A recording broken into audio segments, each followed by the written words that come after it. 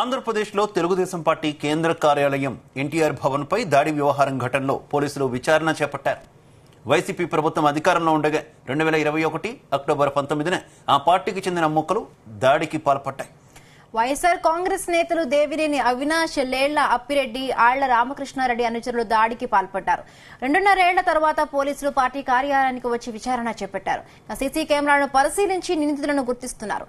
దాడి చేసిన వారితో పాటు చేయించిన వారిపైన పోలీసులు దృష్టి సారించారు.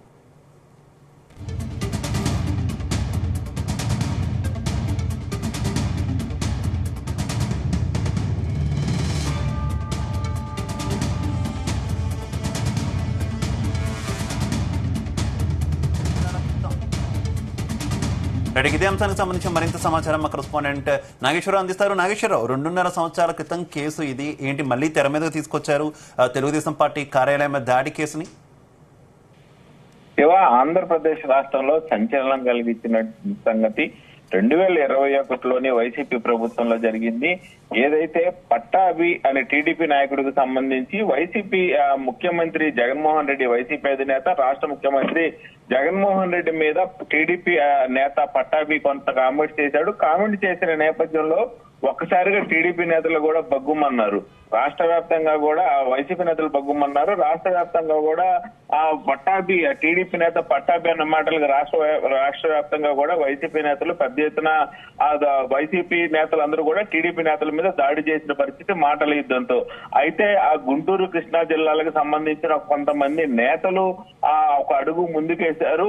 దాదాపుగా గుంటూరు జిల్లాకు చెందిన లేళ్ల అప్పిరెడ్డి గాని, మంగళగిరికి చెందిన ఆళ్ల రామకృష్ణారెడ్డి గాని, అలాగే విజయవాడకి చెందిన వైసీపీ నేత అవినాష్ గాని, వీళ్ళు ముగ్గురు కూడా ఒక అడుగు ముందుకేశారు. తమ నాయకుడు ఎవరైతే రాష్ట్ర ముఖ్యమంత్రి జగన్మోహన్ రెడ్డి ఉన్నాడో, జగన్మోహన్ రెడ్డి మీద టీడీపీ నేత పట్టాభి కామెంట్ చేయడం పట్ల పెద్ద ఎత్తున రగిలిపోయారు. అగ్రావేశాల మీద, అత్యుత్సాహం మీద టీడీపీ కేంద్ర కార్యాలయం ఎక్కడైతే ఉందో మంగళగిరి నియోజకవర్గంలో నాగపూర్ గ్రామం వద్ద టీడీపీ ఆ కేంద్ర కార్యాలయం మీద పెద్ద ఎత్తున దాడి చేశారు. దాదాపుగా కొన్ని పదుల సంఖ్యలో వాహనాల మీద వచ్చారు కార్యాలయం వద్దకు. పెద్ద ఎత్తున ఆ కార్యాలయం దగ్గరికి రావడంతోనే రాళ్లతో, పెద్ద పెద్ద కర్రలతో దాడి చేశారు. ఈ దాడిలో ఆ టీడీపీ కార్యాలయంలో ఉన్న ఫర్నిచర్ మొత్తం కూడా, అలాగే అద్దాలు మొత్తం కూడా, కార్లు మొత్తం కూడా ధ్వంసమైన పరిస్థితి ఉంది.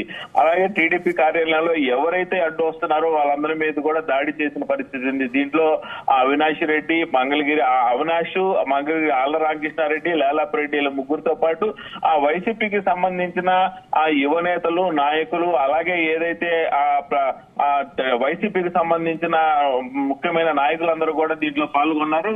పెద్ద ఎత్తున టీడీపీ ఆఫీస్ మీద దాడి చేసిన నేపథ్యంలో కొందరికి తీవ్ర గాయాలయ్యాయి, ఆస్తి నష్టం జరిగింది. అలాగే అయితే నాగేశ్వర, అప్పట్లో తెలుగుదేశం పార్టీ పోలీసుల మీద కూడా కొన్ని ఆరోపణలు చేసింది. కొంతమంది పోలీసులు సివిల్ డ్రెస్సుల్లో, నార్మల్ డ్రెస్సుల్లో వచ్చి మరి దగ్గరుండి దాడి చేయించారు అంటూ కూడా కొన్ని ఫోటోలను కూడా బయటపెట్టింది కదా. ఏంటి ఆ పోలీసు అధికారుల మీద కూడా ఏమైనా ఎంక్వైరీ వేసి శిక్షించే అవకాశం ఏమైనా ఉందా? అయితే ఈ దాడి జరిగిన క్రమంలో టీడీపీ రాష్ట్ర కార్యాలయానికి, అలాగే రాష్ట్ర పోలీసు కేంద్ర కార్యాలయం అయిన డీజీపీ కార్యాలయానికి కూడా కోతవేటు దూరంలో ఉంది. కోతవేటు దూరంలో ఉన్న నేపథ్యంలో కూడా ఆ టీడీపీ అధినేత చంద్రబాబు నాయుడు గాని, లోకేష్ గాని ఇరువురు కూడా డీజీపీకి తమ ఆఫీసు మీద దాడి జరుగుతుందన్న నేపథ్యంలో డీజీపీ ఫోన్ లిఫ్ట్ చేయలేని పరిస్థితి, అలాగే డీజీపీ కార్యాలయం నుంచి ఎవరు స్పందించిన పరిస్థితి.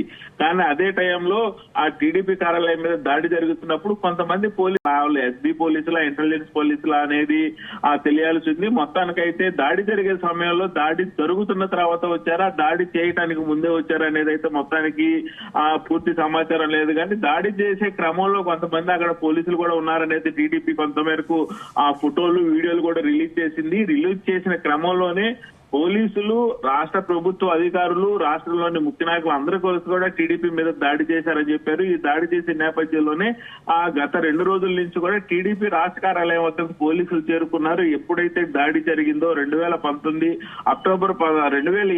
అక్టోబర్ 19న జరిగిన దాడి జరిగిన ఆ సీసీ ఫుటేజ్ విజువల్ మొత్తం కూడా కలెక్ట్ చేశారు. దీనికి సంబంధించి అప్పుడు టీడీపీ కార్యాలయంలో ఎవరెవరైతే ఉద్యోగులు విధి నిర్వహణలో ఉన్నారో ఆ ఉద్యోగులందరినీ కూడా పూర్తి సమాచారం వాళ్ళ దగ్గర సేకరిస్తా ఉంది. వాళ్ళ దగ్గర నుంచి పూర్తి వివరాలు సేకరించి సమాచారం సేకరించి వారి మీద మరలా అప్పుడు ఏదైతే దాదాపుగా పట్టాభి ఇంటి మీద దాడి చేసిన 16-17 మంది మీద, అలాగే టీడీపీ రాష్ట్ర కార్యాలయం మీద దాడి చేసిన 17 మంది మీద దాకా ఆ కేసులు నమోదు చేశారు. కానీ దాడి చేసిన ముఖ్యమైన వ్యక్తుల మీద కేసు నమోదు చేయకుండా మిగతా వాళ్ళ మీద కేసు నమోదు చేశారని చెప్పి టీడీపీ నేతలు పెద్ద ఎత్తున ఆరోపించారు. దీనికి సంబంధించి పోలీసు యంత్రాంగం మొత్తం కూడా ఇప్పుడు రంగంలో దిగి పూర్తి సమాచారం సేకరిస్తుంది. ఒక 2-3 రోజుల్లో సంచలనం కలిగించే విధంగా రాష్ట్రంలోని ముఖ్య నేతలను కూడా పోలీసులు ఈ కేసులో పేర్లు చేర్చే అవకాశం ఉంది. తదనంతరం కూడా వాళ్ళని అరెస్టు చేసే అవకాశం అయితే ఉంది. Shiva. Okay Nageswararao, thank you.